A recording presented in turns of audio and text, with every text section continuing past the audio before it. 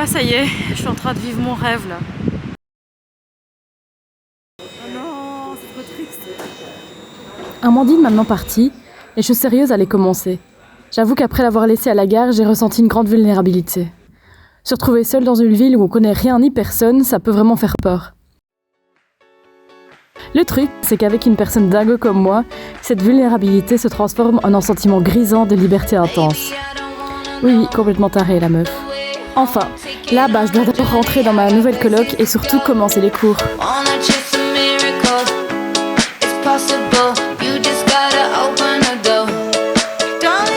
Voilà, aujourd'hui c'est mon premier jour d'école. J'espère que ça va bien se passer, que les gens sont sympas. Mais bon, voilà, j'ai hâte. Ça va faire bizarre de retourner sur les bancs de l'école.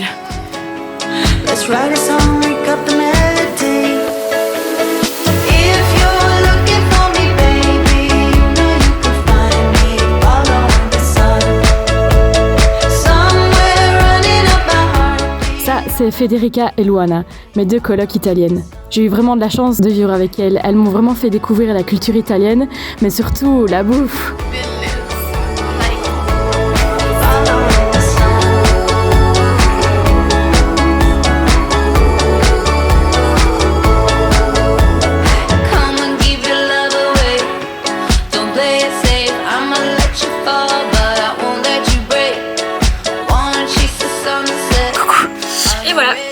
Il y a de ça un mois, je suis partie en de très bonne compagnie venir ici en Italie pour réaliser deux de mes rêves.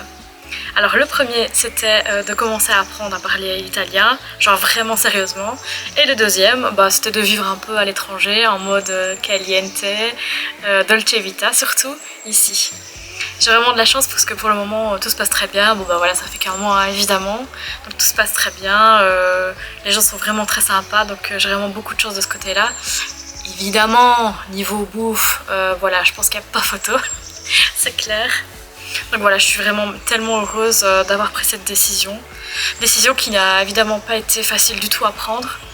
Quitter son travail, son appartement, ses amis, sa famille, son couple, pour venir s'installer à l'étranger, c'est vraiment quelque chose de très particulier. Souvent on m'a demandé est-ce que j'avais peur de partir. Alors oui, évidemment, tout quitter comme ça un peu du jour au lendemain, ça fait vraiment peur. Je pense que c'est normal et je pense qu'il faudrait un peu fou pour dire que ça fait pas peur.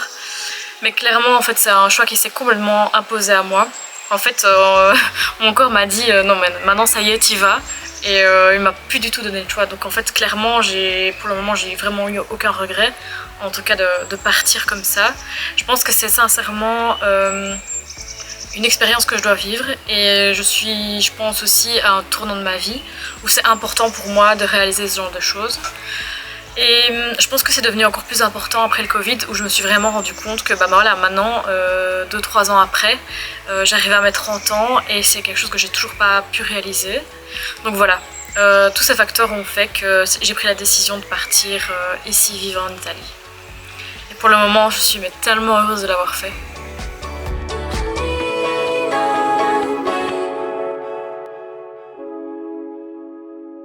Mais d'ailleurs, je dois expliquer en fait pourquoi c'était si important pour moi d'apprendre l'italien. Pour ça, c'est simple. Il faut faire un petit retour en arrière jusqu'à mes grands-parents. Ils sont tous originaires de Sicile et sont venus en Belgique pour trouver une vie meilleure. Du coup, j'ai toujours été baignée dans la culture, mais le problème, c'est que je comprenais pas trop quand on me parlait italien. Et c'est pour ça que du coup, ça me tenait vraiment à cœur d'apprendre la langue pour pouvoir renouer aussi avec mes origines.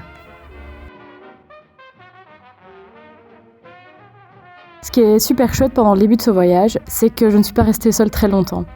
Entre mes colocs, les copines, la famille évidemment, mais aussi Julie.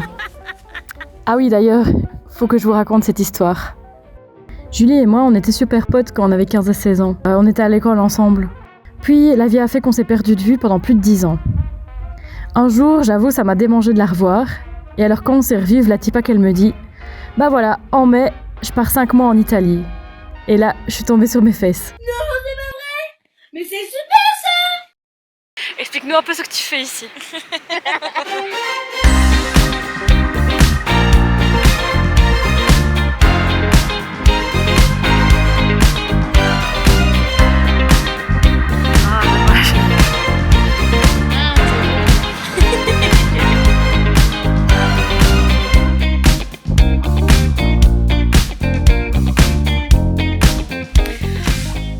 La recherche d'emploi, bah franchement c'est tellement compliqué, mais c'est un truc de fou quoi. Je pensais pas que ça allait être compliqué à ce point.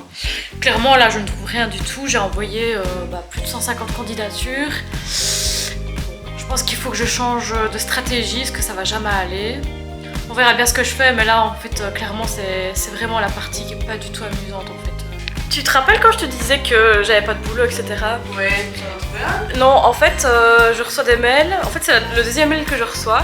En fait, les gens me disent oui, en fait, votre numéro est injoignable.